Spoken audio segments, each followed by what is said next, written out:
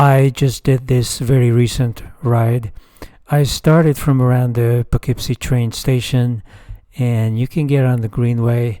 And unlike last time when I went down to Hopewell Junction, I got off the Greenway somewhere here.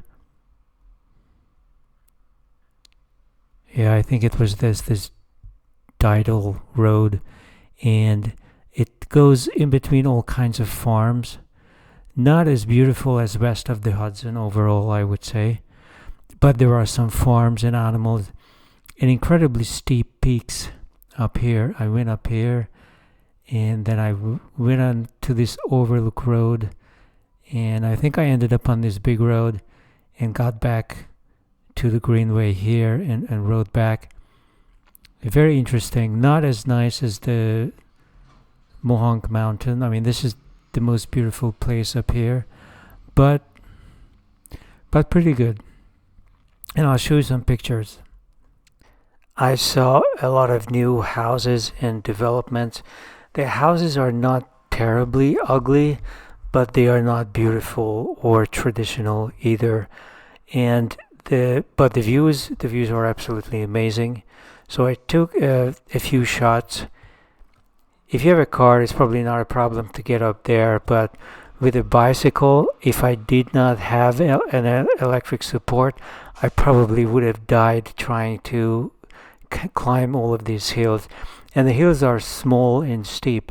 They go up and they go right down. So overall, I think most of these people believe that it's such a cool thing to cut out all the trees and the shrubs and everything. So what you have is these boring lawns with the grass cut so short that there is no life in it. Are no hiding places for insects, and then there's no food for the birds, and if there's no food for the small birds, then the hawks and the eagles will have nothing to eat. So you're breaking down the whole food chain. And of course, I don't see why a household needs to have 3 or 4 cars and not a single bicycle or a scooter or something lighter to leave less of an environmental footprint and still be sufficient for most of daily needs. If you just want to go to the grocery store and pick up a bag of groceries, or if you are commuting 10 miles away in dry summer weather, I don't see why you need to drive a 3-ton SUV to do so. So overall, the houses and the lawns were not very impressive, although I have seen uglier than this. But the views were absolutely stunning, and the blooms, given that we are going into May now, all the blooms are out. I took a few pictures of the blooms. I don't know what they are. Some of these are native trees for sure. Some of them are probably some kind of an import from somewhere else, but so beautiful. I absolutely love riding around in May when the temperatures are getting warm and comfortable, but not uncomfortably hot, and there are so many colors to see. I found 2 interesting traditional structures.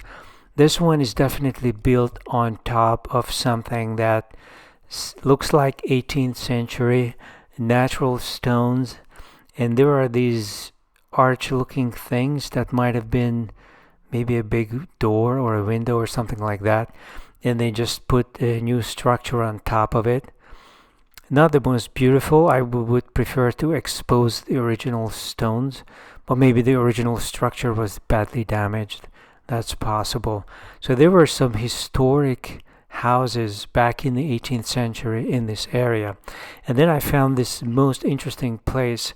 This was marked as a historic house, and it stands on top of a hill, but there is no marking. There's no way to know what this is.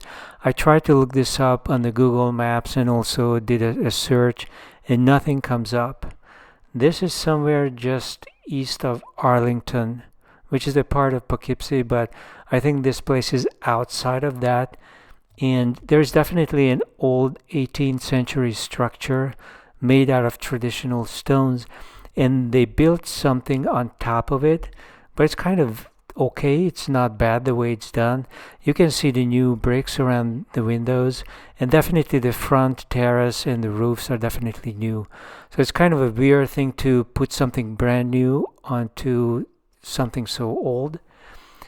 If you look at the top, on top of the windows, there is a year marked there, and it looks like 1798 or something like that. So that would be the very end of the 18th century, which is fascinating to me because I'm fascinated with history. So this must have been some kind of a farmhouse, and there is a big farm around it, and the real estate development as well. I went all around the house but did not see a single soul. So it looks like somebody is in it or somebody is maintaining it because it's not like it's crumbling away. And the views from the house are absolutely spectacular.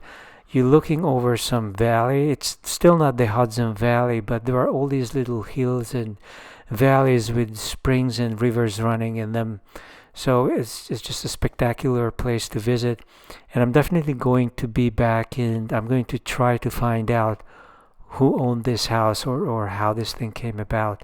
There does seem to be an attachment that they put on that you can see on the left side. I don't know what that is. I did not see a soul. I did not see a car. There wasn't even a garage around it. So who knows what this is? It's not a museum, that's for sure. But I'll be back.